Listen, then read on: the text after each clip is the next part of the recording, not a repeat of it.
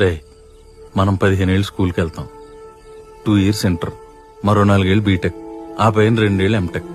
ఎంత కష్టపడి చదివేది ఎవడో ఒకటి కింద 30,000 40,000 జీతం కోసం పనిచేయడానికి గారా? అంత కష్టపడి పని చేసినా కూడా నువ్వు చేసిన పని గుర్తింపు లేకపోతే అది ఎంత నరకమో తెలుసారా?